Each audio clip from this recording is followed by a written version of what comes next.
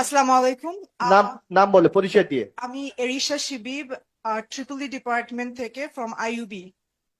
তো আমার প্রশ্নটা হচ্ছে যে রিসেন্টলি একটা ঘটনায় আমরা দেখেছি যে জাপান গার্ডেন সিটিতে number of dogs and cats were poison to death. হ্যাঁ, আর আমরা মানে দেখতে পাই যে আমাদের দেশের মধ্যে অ্যানিমাল অ্যাবিউজটা অনেক মানে বেশি বেড়ে যাচ্ছে। তো বাংলাদেশে মানে পশু পাখিকে নিরাপদ রাখার জন্য is there anything we can do?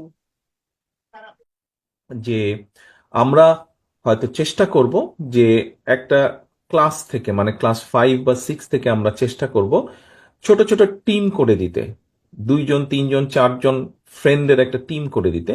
এবং এই টিম কি করবে, এই টিম 4 জন মিলে বা 3 জন মিলে যেটাই হোক টিম, প্রত্যেক স্কুলে থাকবে এটা। এরা বন্ধুরা মিলে ফ্রেন্ডসরা মিলে ডিসাইড করবে যে আচ্ছা ওরা একটা পেট রাখবে, তারা পেটটাকে তারা দেখবে, শুনবে, সবকিছু করবে, রেসপন্সিবিলিটি। কারণ চিন্তাটা যেটা হচ্ছে, আপনি যেই কনসার্নটা এক্সপ্রেস করলেন, এই কনসার্নটা আমার নিজের মধ্যেও আছে।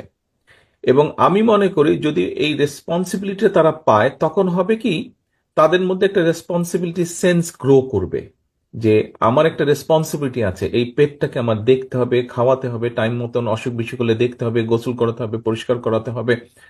এইভাবে তার একটা রেসপন্সিবিলিটি সেন্স গ্রো করবে। এবং এটা আইন করে আপনি করতে পারবেন না।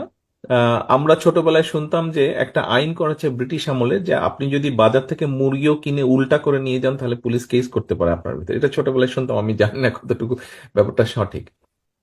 তবে এই ব্যাপারটা হচ্ছে কি, এটা সামাজিকভাবে মানুষকে সচেতন করতে হবে, সামাজিকভাবে মানুষকে সচেতন করতে হবে।